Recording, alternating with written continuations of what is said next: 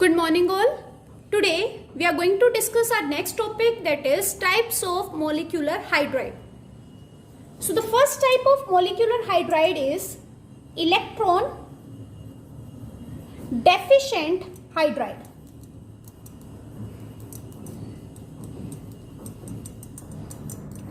Now what do you mean by electron deficient? Electron deficient means they will going to have a electron less than 8.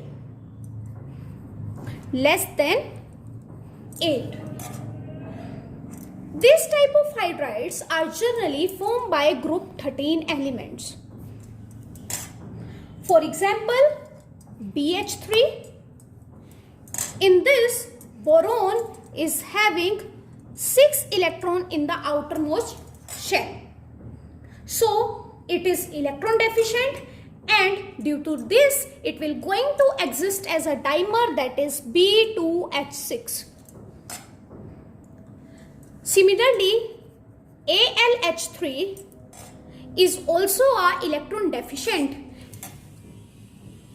and due to this it will going to exist as polymer, that is AlH3N. Second type is electron precise hydride. Electron precise means they have 8 electrons in the outermost shell. For example, CH4, SiH4. And these type of hydrides are generally formed by group 14. And the last is electron rich hydride. Electron rich means they have more number of electrons. For example, H2O. Let's see the structure with 2 lone pair, or you can say NH3 and HHH with 1 lone pair. These type of hydrides are formed by group 15 to group 17. And the electron rich hydrides have a tendency to form the hydrogen bond. And due to this, they will going to exist as a associated molecule. And due to the formation of hydrogen bonding, they will going to have the higher boiling point. For example, if we will see the group 16 hydride, that is H2O, H2S, H2SE and H2TE. Now, in this, the H2O will going to have the highest boiling point due to hydrogen bonding, and then the trend will be this. Next is, if we will see group 15, then it will be NH3, PH3, ASH3, SBH3. Then in this, NH3 will going to have the highest boiling point due to the presence of hydrogen bonding. And then the trend will be this. I hope you have understood this. Now, let's discuss the metallic and interstitial hydride. Metallic and interstitial hydride. Metallic and interstitial hydrides are mostly formed by D and F block elements. And D and F block elements are the heavy metals. In this, group 3rd, 4th and 5th form more number of metallic hydrides. For example, scandium hydride, titanium hydride and zirconium hydride. And group 7, 8 and 9 do not form metallic hydride. They do not form metallic hydride, and due to this they known as hydride gap. Now, what do you mean by hydride gap? Hydride gap is the region of the periodic table from group 7 to 9 which do not form metallic hydride. Now, there is a question why they are known as interstitial hydride. Because hydrogen will going to occupy the interstitial position because of the small size. That is why it is known as interstitial hydride. For example, these are atoms and this vacant space is known as interstitial site, and the hydrogen can occupy this interstitial site due to small size, so that is why it is known as interstitial hydride. Now let's see the preparation of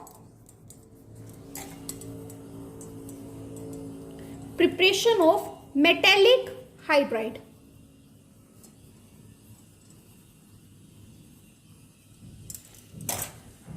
Metallic hydride, or you can say interstitial hydride, can prepare by directly adsorbing hydrogen in the interstitial site at appropriate temperature. Now, what do you mean by adsorbing? Adsorbing means they will going to be adsorbed only on the surface. Now, let's talk about the general characteristics of metallic hydride. The metallic hydrides are hard and have metallic luster, and they can conduct electricity. Second, the density of these hydrides are lower than the respective metals. For example, palladium is having the higher density than palladium hydride. Third, they give out hydrogen easily and are act as good reducing agent. So with this, we are completing our types of hydride. I hope you have understood this. That's all for today. Have a nice day ahead. Our next topic, that is water. As you know, in water, the most of the solvent dissolve. So due to this, the water is known as a universal solvent, and the shape of the water is bent shape. And this is the structure of water, having two lone pairs, and the bond angle in water is 104.5 degree, and the hybridization is sp3. Now, due to the presence of hydrogen bonding, water exists as a associated molecule. Now let's discuss the physical properties of water. Physical properties of water. So the first physical property is water exists as a liquid at room temperature.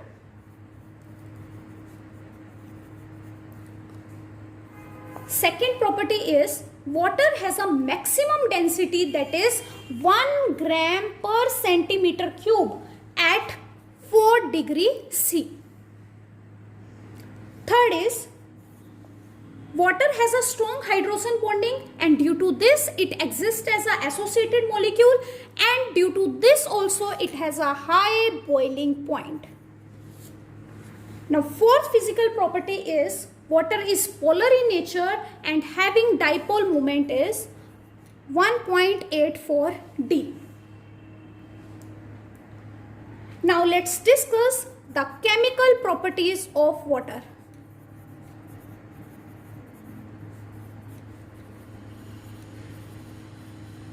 In the chemical properties, we need to discuss 4 reactions. First is amphoteric nature.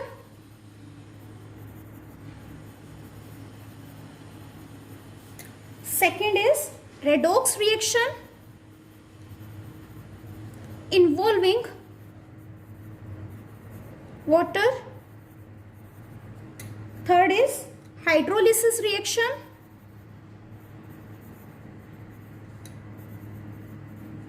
And fourth is hydrate formation.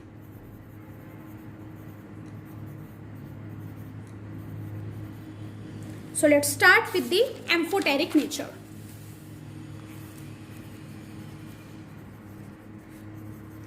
Amphoteric nature. Amphoteric means it has the ability to act as acid as well as base. So according to Bronsted concept, it can act as base with strong acid and acid with strong base. So let's see. When we are reacting H2O with NH3, as we know NH3 is a base, so water will going to act as acid. If it is an acid, means it has a capacity to give H plus ions. So by releasing the H plus ion, it can give OH negative and it will going to convert NH4 positive. Next is, if H2O is reacting with H2S, as we know H2S is a acid. If it is an acid, then it will going to behave as a base. So due to acid, it will going to release H positive ion and it will going to give HS negative, and due to base, it will going to accept the H positive ion and it will going to form hydronium ion. Now, one molecule of water can react with another molecule of water and can undergo self-ionization, and it will going to give hydronium ion plus OH negative ion. Now let's discuss the second type of reaction, that is redox reaction involving water. In this, let's discuss the reaction with electropositive metal. So take water and react it with Na.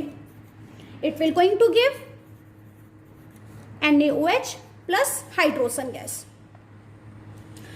Now in this, as you can see, water is easily reduced to hydrogen. Next is photosynthesis reaction. In the photosynthesis reaction, that is CO2 plus H2O gives C6H12O6 plus O2 plus H2O. Let's balance it. 6, 12, 6 and 6O2. Now it is a balanced chemical reaction. In this reaction, you can see water is easily oxidized to oxygen. Next is with fluorine.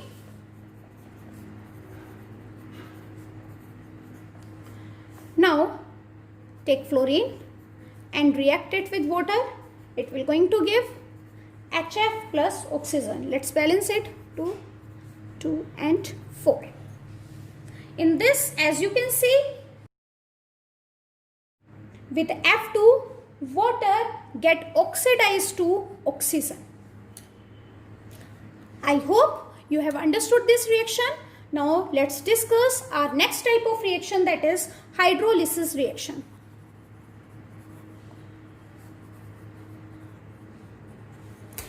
As we know, water is a very good solvent, but some of the covalent and ionic compound react with water. So let's see. For example, we have P4O10 and react it with H2O. It will going to give H3PO4. Let's balance it. 6 and 4. Similarly, if we have SiCl and it will going to react with water, it will going to give SiO2 plus HCl. Let's balance it. 2, 4. Next is, let's do the reaction with N3 negative of water. This N3 negative is known as azide ion, or you can say nitrate. This will going to give ammonia plus 3OH negative. Put here 3 also. Now let's do the reaction with calcium oxide. Then it will going to give us slaked lime. Similarly, if we react calcium carbide with water, then it will going to give acetylene plus calcium hydroxide. Let's balance it. It will come 2. Now, I hope you have understood these reactions. Very easy reactions. Now, let's discuss our last type of reaction, that is hydrate formation.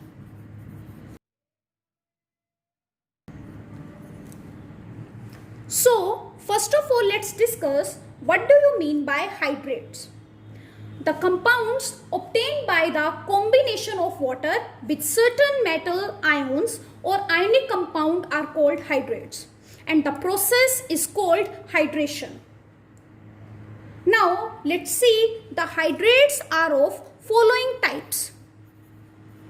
The types of hydrates. So the first type of hydrate is hydrate having coordinated water.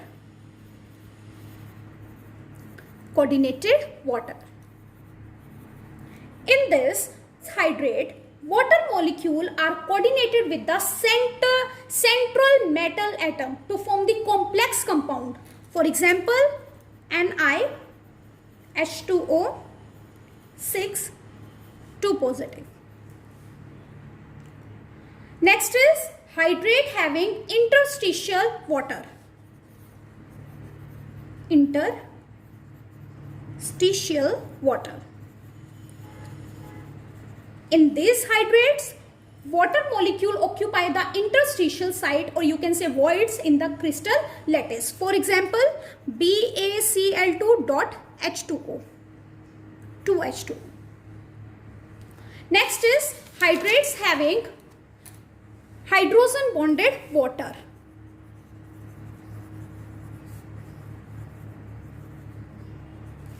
In this, the water molecule are linked to some oxygen containing anions by hydrogen bonding. For example, CuSO4.5H2O. I hope this is clear to you. Now let's talk about heavy water.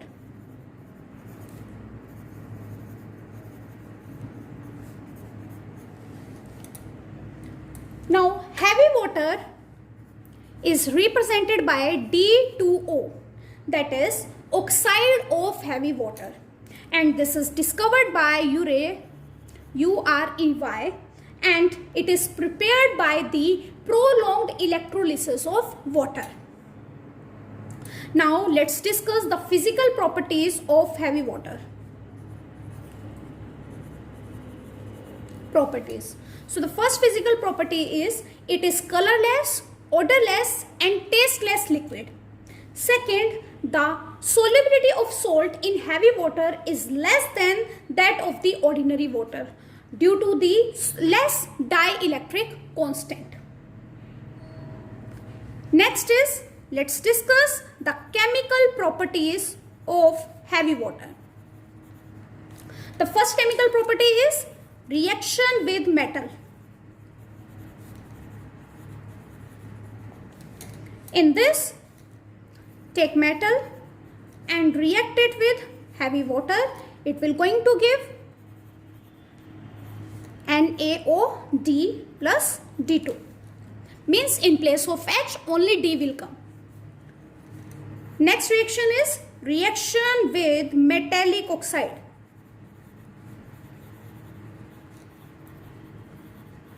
In this, take metallic oxide and react it with D2O. It will going to give 2 NaOD, that is sodium deuteroxide.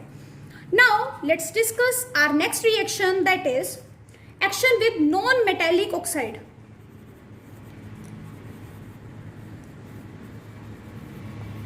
In this, react D2O with SO3. Then it will going to give D2SO4. Next, our last reaction, that is electrolysis of D2O. Then on passing the electric current in D2O, it will going to give us D2 plus O2. Let's balance it.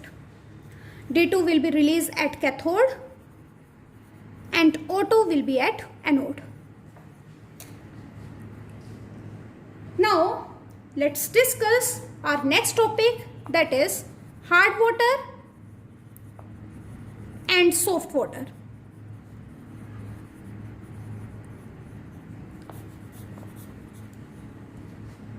Now, soft water produces leather with the soak, whereas hard water does not. Now, what is the cause of hardness of water? Due to the presence of bicarbonates, chlorides and sulfates of magnesium and calcium, the hardness produces, and it does not form leather with the soap solution because of the presence of magnesium and calcium ions, which can react with soap to form insoluble precipitate, which is known as scum. Now let's discuss the types of hardness.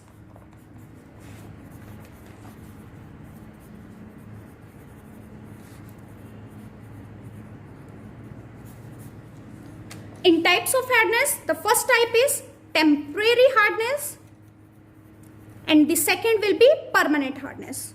So let's discuss one by one. First is temporary hardness. Temporary hardness is due to the presence of bicarbonates of calcium and magnesium that are dissolved in a water. And this hardness is also known as carbonate hardness. Carbonate hardness.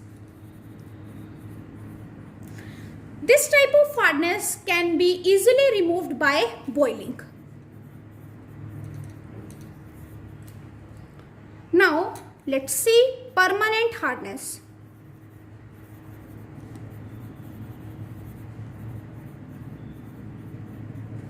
Now permanent hardness is due to the presence of chlorides and sulfates of calcium and magnesium dissolved in it. It is also known as non-carbonate hardness. This type of hardness cannot be easily removed by boiling. So that is why they are known as permanent hardness. Now let's see the methods by which we can remove the hardness of water. Now the process of removal of hardness of water is known as softening of water.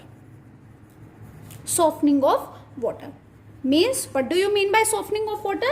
The process of removal of hardness of water is known as softening of water. So first of all, let's discuss the removal of temporary hardness. Temporary hardness. So the first method is by boiling.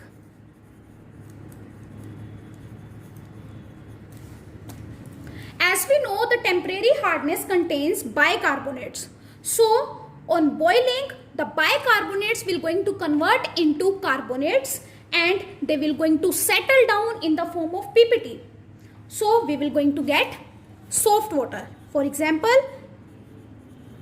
this is calcium bicarbonate which is present in the hard water, and on boiling it will going to give calcium carbonate which will going to settle down plus CO2 and it will going to give us soft water.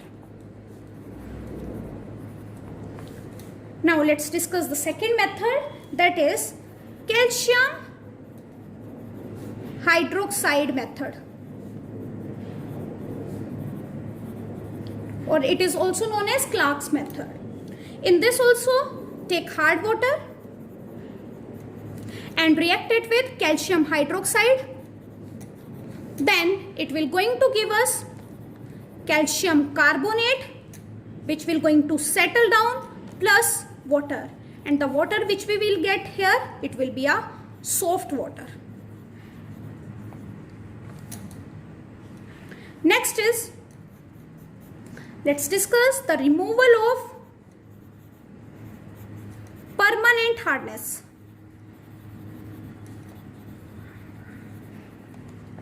In this, our first method is by using washing soda.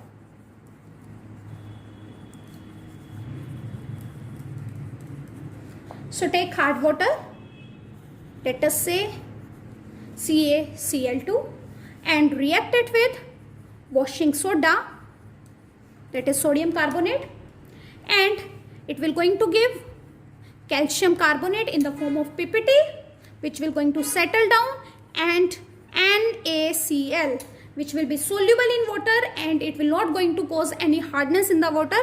So we will going to get a soft water. Next method is by ion exchange method.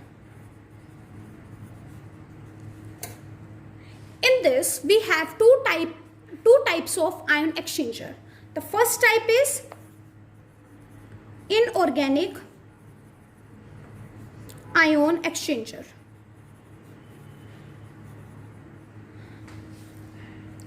Inorganic ion exchangers are the complex inorganic salts like hydrated sodium aluminium silicate, that is Na2Al2 Si2O8.XH2O, and this part is known as zeolite, which is represented by Z. Now in this, when we are reacting the sodium zeolite with the hard water, then it will going to give calcium zeolite, that is hardness is attached with the zeolite, and then we will going to get the soft water. Next is organic ion exchanger. In organic ion exchanger, the insoluble polymeric solid having giant hydrocarbon network containing the reactive acidic and basic group. Means in this giant hydrocarbon network will going to be attached with the acidic and the basic group. It is again of two types. First is cation resin exchanger.